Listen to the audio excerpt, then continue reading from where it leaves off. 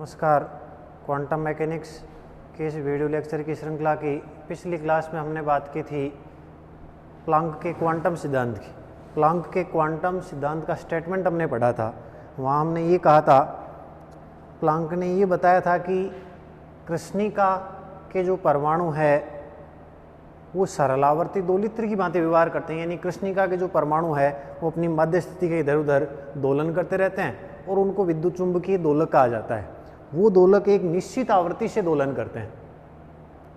अब वे जो सरलावर्ती दोलक हैं वो विद्युत चुंबकीय विकिरणों का अवशोषण या उत्सर्जन जो करेंगे उसके बारे में प्लांक ने ये बताया कि उन विद्युत चुंबकीय दोलकों द्वारा एनर्जी का, रेडिएशन का, विकिरण का अवशोषण, एब्जॉर्प्शन और इमिशन, उत्सर्जन है वो सतत, कंटिन्यूअस व यादृच्छिक, रैंडम न होकर विविक्त, डिस्क्रीट रूप में होता है।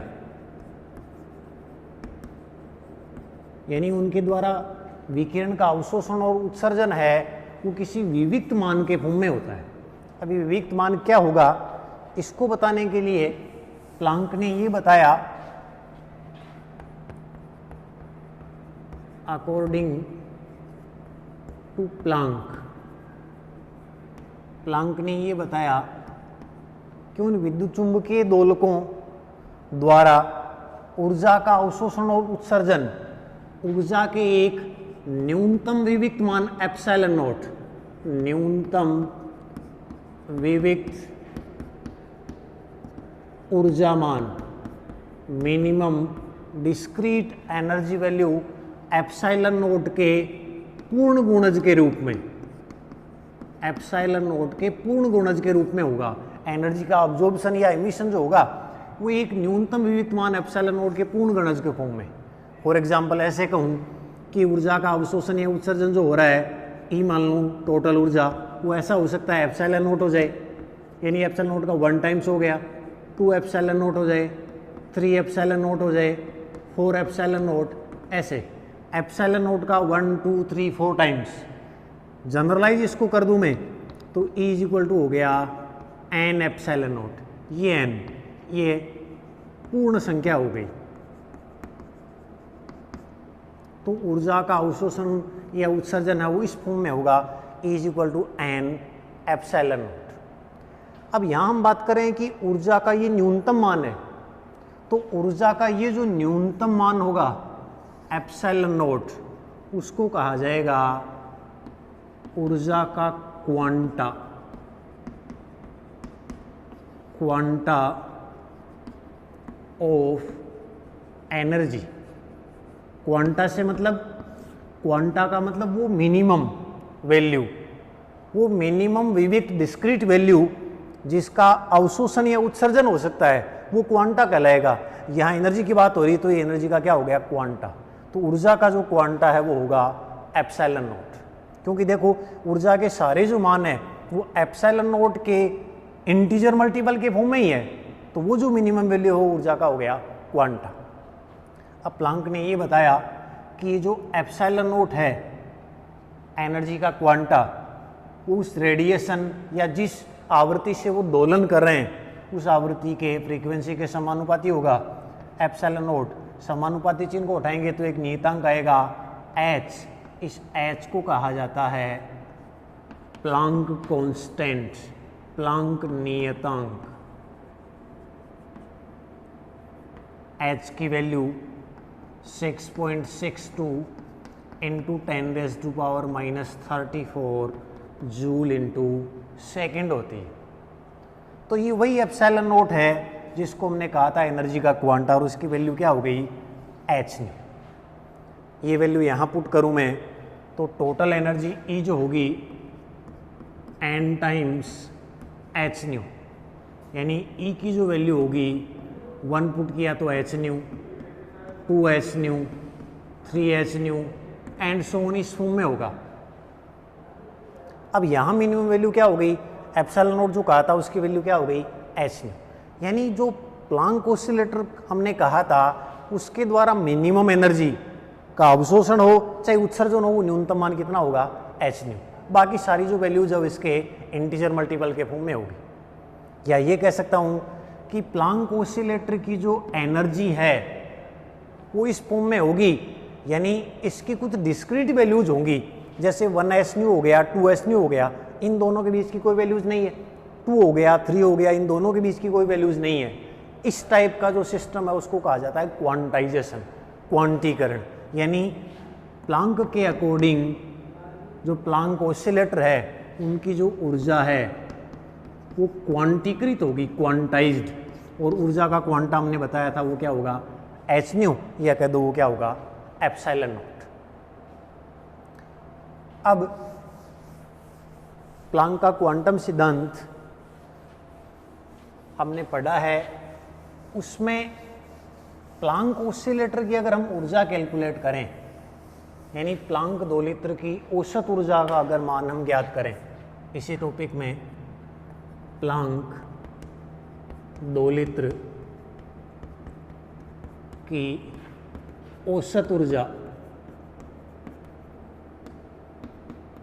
Average energy of Planck oscillator, तो प्लांक ने इन विद्युत चुंबकीय दोलकों की, विद्युत चुंबकीय दोलक या इनको प्लांक दोलक कहा था, उनकी औसत ऊर्जा ज्ञात करने के लिए चिरसम्मत भौतिकी पर आधारित, क्लासिकल फिजिक्स पर आधारित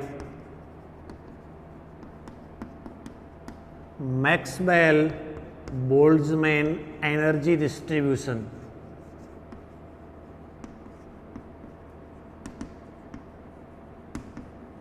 मैक्सवेल बोल्ट्जमैन ऊर्जा वितरण को काम में लिया और इसका उपयोग करके विद्युत चुंबकीय दोलकों की औसत ऊर्जा को ज्ञात किया। इस मैक्सवेल बोल्ट्जमैन एनर्जी डिस्ट्रीब्यूशन, इसके अनुसार किसी ताप T पर ऊर्जा कैपिटल E की अवस्था में, किसी निश्चित ताप पर E ऊर्जा की अवस्था में कोई प्लांक ऑसिलेटर है तो उसमें पाए जाने की प्रायिकता, पाए जाने की प्रायिकता, ये जो प्रायिकता होगी वो होगी विद्युत चुंबकीय दोलक की। यानी ऐसे कह दूं कि विद्युत चुंबकीय दोलक की T तापमान पर E ऊर्जा की अवस्था में पाए जाने की जो प्रायिकता है, प्रोबेबिलिटी, उसको मैं लिख रहा हूं PE से। इसको डिनोट किया जाएगा e⁻⁻ अपॉन KT। इसको मैं दे रहा हूं इक्वेशन फर्स्ट। अब कैलकुलेट करते हैं औसत ऊर्जा। विद्युत चुंबकीय दोलक की औसत ऊर्जा, average energy,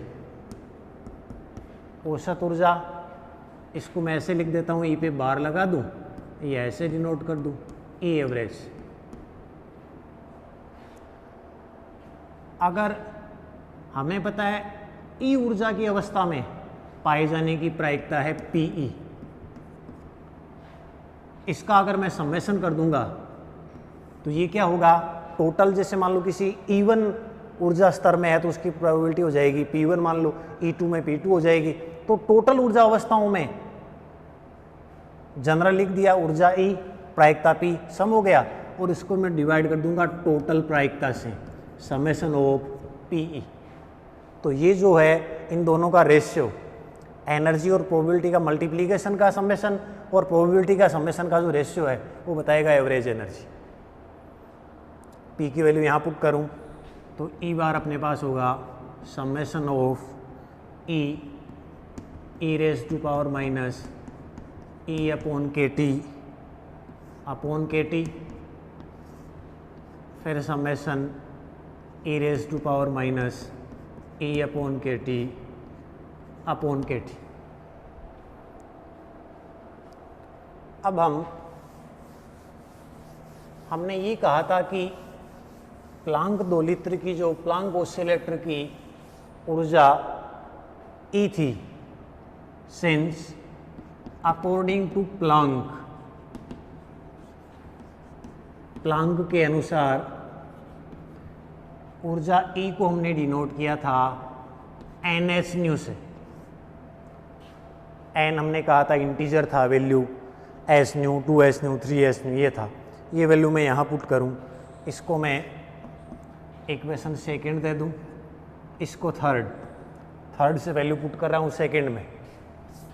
equation second and equation third employs average energy E bar summation, E की जगह हो जाएगा NS nu, E raise to power minus NS nu upon KT upon, यहाँ KT से KT कैंसिल हो जाएगा, ये नीचे होगा summation of E raise to power minus NH nu upon KT। अब देखो एज प्लांक कांस्टेंट हो गया, न्यू कोई ऑसिलेटर की फिक्स आवृत्ति हो गई, यहाँ जो वेरी हो रहा है वो n हो रहा है, क्योंकि हमने कहा था एनर्जी की value S new, 2S new, 3S new, n integer है, वैल्यू n की चेंज हो रही है, इसलिए यहाँ जो समेशन है वो लग जाएगा n।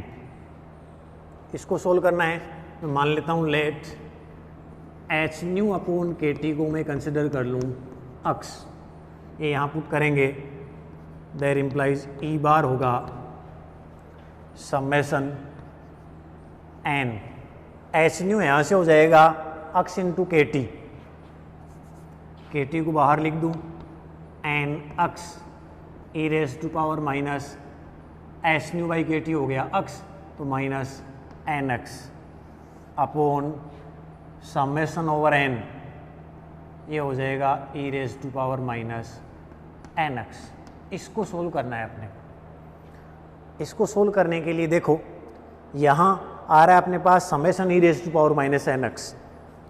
पहले इसको सोल्व करते हैं, summation n E raise to power minus NX, value put करें, n की वैल्यू 0 पुट करूँगा, ई रेज टू पावर 0 1, फिर 1 पुट करूँगा, E raise to power n1 हो गया तो minus x plus e raise to power minus 2x plus so infinite तक जा रही है, इनफाइनाइट सीरीज है, उसका sum S, formula A upon 1 minus R, A तो प्रथम पद हो जाएगा, R हो जाएगा उनका सार्वनुपात। इसके लिए सम लिखूं इसका, तो बनेगा A तो हो गया 1 अपॉन 1 माइनस, इसको इससे डिवाइड किया e raise to power minus x, इसको इससे डिवाइड किया e raise to power minus x, तो ये बनेगा e raise to power minus x. ये बन गया summation of n e raise to power minus n x.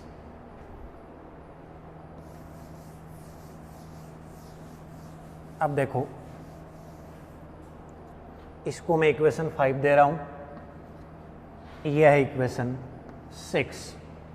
अब इक्वेशन ये जो 5 है इसको मैं डिफरेंशिएट कर रहा हूँ अक्स के रेस्पेक्ट में, अवकलन कर रहा हूँ।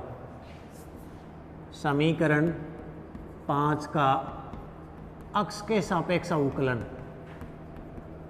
अक्स के सापेक्ष अवकलन करने पर तो लेफ्ट हैंड साइड में हो गया d by d x summation over n E raise to power minus n x. Right hand side में 1 का 0 हो जाएगा, इसका E raise to power minus x का E raise to power minus x, फिर माइनस एक्स का x के respect में -1, तो ये हो जाएगा minus E raise to power minus x. इसका हो जाएगा -2, तो -2 ई raise to power minus 2x, फिर -3 ई raise to power minus 3x, so on. देखो इसमें लेफ्ट हैंड साइड में तो यही आ गया d by d x summation n E raise to power minus n x. इसको सोल्व करें हम तो minus E raise to power minus x में कॉमन ले लूँ तो यहाँ बचेगा 1, फिर plus 2 E raise to power minus x plus 3 E raise to power minus 2x plus so on.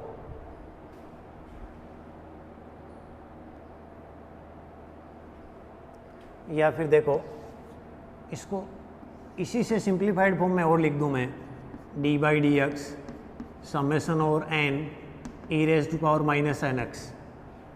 इसमें माइनस कॉमन ले लूँ तो यहाँ 1 e raise to power minus x है, यहाँ 2 ई raise to power minus 2x है, तो इसको जनरलाइज करके ऐसा लिख सकता हूँ summation over n n E raise to power minus n x.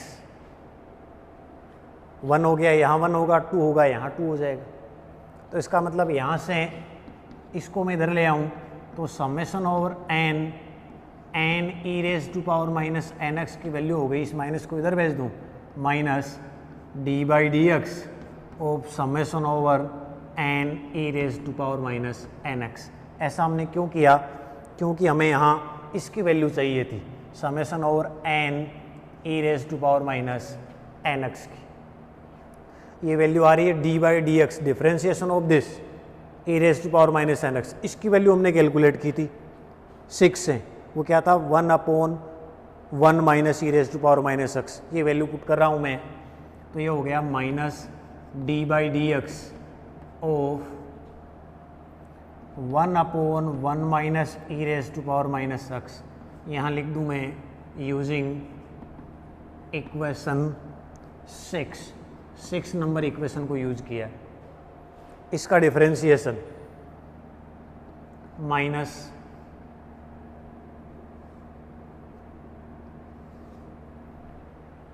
नीचे वाले का स्क्वायर हो जाएगा। तरीका वही, माइनस ऊपर वाले को ऐसे कैसा, नीचे वाले का डिफरेंशिएशन, नीचे वाले का डिफरेंशिएशन 1 का 0 हो गया, फिर minus E raise to power minus x का होगा e raise to power minus x, फिर माइनस एक्स का हो जाएगा -1, ये माइनस माइनस हो जाएगा plus. It means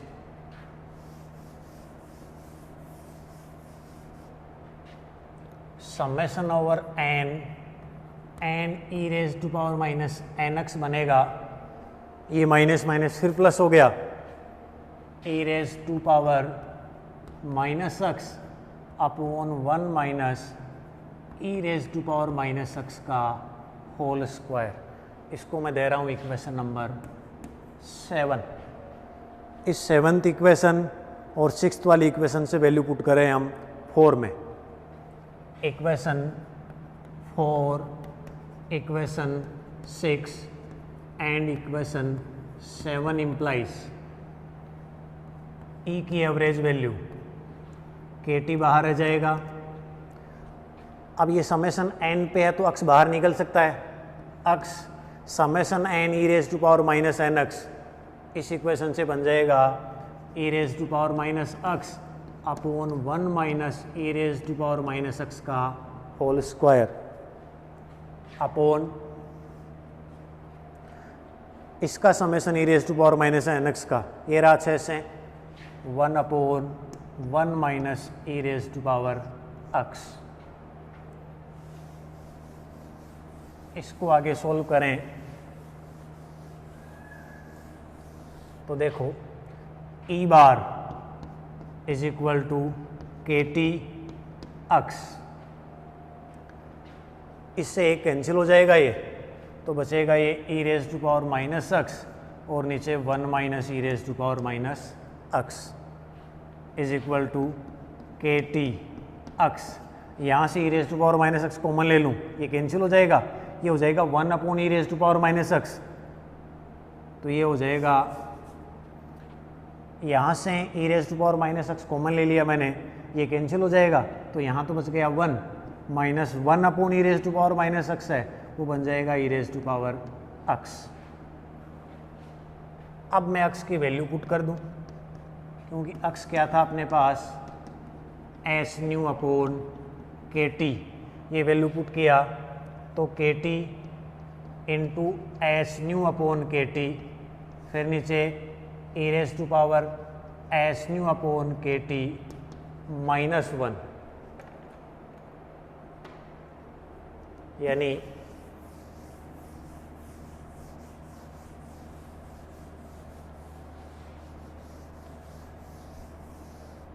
Planck oscillator की एवरेज एनर्जी KT कैंसिल हो गया, तो E बार की वैल्यू आ गई, जिसको हमने ऐसे भी डिनोट किया था, ऊपर तो आ रहा है h न्यू और नीचे हो गया e raise to power h nu upon KT -1 average energy of Planck oscillator. Planck दोलित्र की औसत ऊर्जा आ गई है आवृत्ति के पदों, तरंगदैर्ध्य के पदों में कैलकुलेट करें तो उन्हें पता है nu is equal to c upon lambda, ये यहाँ पुट कर देंगे तो ये तरंगदैर्ध्य के पदों में कन्वर्ट हो जाएगा। इस प्रकार देखो, प्लांक दोलित्र की औसत ऊर्जा का फॉर्मूला हमने कैलकुलेट कर लिया मैक्सवेल बोल्ट्जमैन वितरण को आधार मानकर। प्लांक ने मैक्सवेल बोल्ट्जमैन वितरण को यूज करके ही इसकी एनर्जी को कैलकुलेट किया है। यहाँ एक इम्पोर्टेंट बात ये देखते हैं, अगर मैं एक लिमिटिंग केस कंसिडर करूँ, इफ h टेंड्स टू 0, यानी h की वैल्यू बहुत कम हो, देन तो e raise to power h nu upon KT -1 की वैल्यू कैलकुलेट कर रहा हूँ मैं अप्रोक्सीमेटली।